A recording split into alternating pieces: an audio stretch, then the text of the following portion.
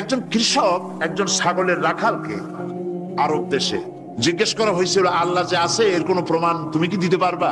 তুমি কি প্রথমে বলো আল্লাহ আছে, তুমি কি বিশ্বাস করো? অবশ্যই করি। আল্লাহ আছে এর কোনো প্রমাণ আছে তোমার কাছে? কোনো প্রমাণ নাই, তবে আমি বুঝি আল্লাহ আছে। বলে কেমনে? যে আমি তো ছাগলের রাখাল, আমি তো লেখাপড়া করিনি, আমি দার্শনিকও না বিজ্ঞানীও না কিছু না, ছাগল পালি। আমি চিন্তা করি ছাগলে খায় ঘাস আর পায়খানা করে কতগুলো ক্যাপসুলের মতো ট্যাবলেট, আল্লাহ যদি না থাকবে এগুলো হয় কেমনে? ওর মাথা যেমন ও বুঝছেও তেমন। কথা বুঝতে পেরেছেন? ছাগলের রাখাল ছাগলের পায়খানা দেখা ওর মনেও চিন্তা আসে নিশ্চয়ই কেউ পরিকল্পনা করে এরকম করে। কিন্তু ইউনিভার্সিটিতে কিছু সংখ্যক শিক্ষক আছেন জনগণের 12 কোটি মুসলমানের পয়সা দিয়া বেতন খায় আর বলে আল্লাহ নাই। একজন তো এই কথা কয়ে মরেই গেছে। মরার সময় বেচারা বুঝতে পারছে যে কবরে গেলে দশাটা কি হবে, সেই জন্য কবরে যাব না। বলে দিল আমার দাফন করবে না, কাফন দিবা না, জানাজা দিবা না, এমনি নিয়া ফেলাইছো। তারপরে কি বলে মেডিকেল কলেজে দিয়ে দিও, ছেলেরা আমাকে অপারেশন করিয়া কাটাছেড়া করিয়া অপারেশন শিখবে। তার ওসিয়ত অনুযায়ী কাজ হয়েছে। এত বড় বুদ্ধিজীবী, তো তার ওসিয়ত তো শোনাই লাগে।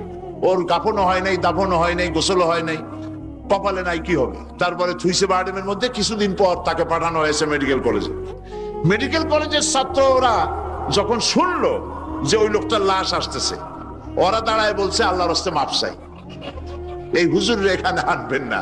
উনি বেঁচে থাকতে আল্লাহরে অস্বীকার করছে, এখন ওনারে কাইটা যদি আমরা অপারেশন শিখি তাহলে যে রুগীরে ধরবো যাও বাঁচবে ওইটা মরবে, কাজী এদারে ফিরাও।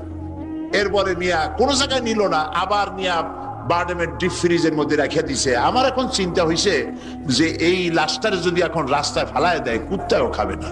কারণ আমার দেশের কুত্তা, আমার দেশের কুকুরেরা এতটা অভদ্র না যে কুকুরে এত পুরানা বাসি লাশ খাওয়ার মতো আমাদের কুকুর এত বেয়াদব হয় নাই, এতটা অসভ্য হয়ে পারে না।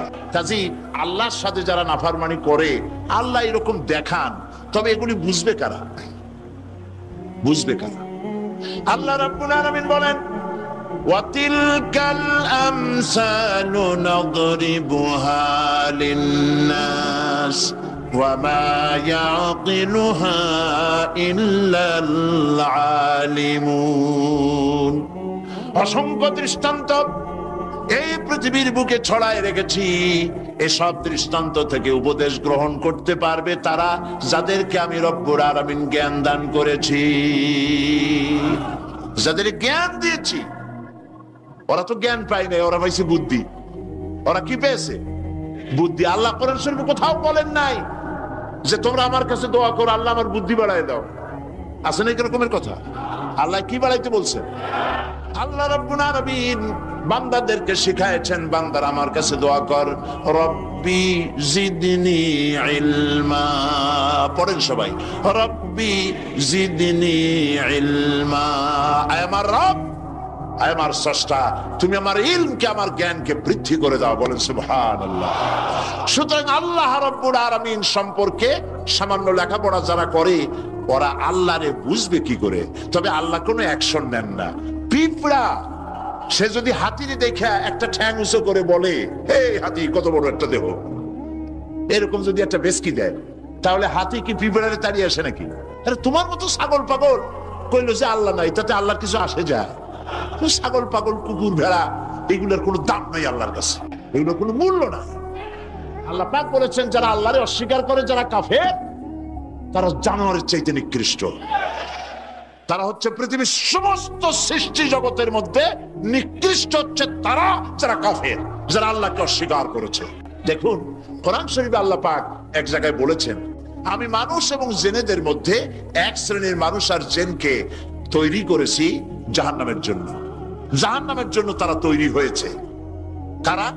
লাহুম কুলুবুন লা ইয়াফকাহুনা বিহা, যাদেরকে অন্তঃকরণ দিয়েছি, এই অন্তঃকরণ দিয়ে সব বুঝলো, এই বিবেক দিয়ে সব বুঝলো, কিন্তু আমারে বুঝলো না, আমার সৃষ্টি বুঝলো না। ওয়ালাহুম আয়ুনুন লা ইউবসিরুনা বিহা, তাদের চোখ দিছি কিন্তু চোখ দিয়ে সব দেখলো, আমার সৃষ্টি দেখে আমাকে চিনলো না। তাদের কান দিলাম এ কান দিয়া সব শুনলো, কিন্তু মজলুম দুর্বলের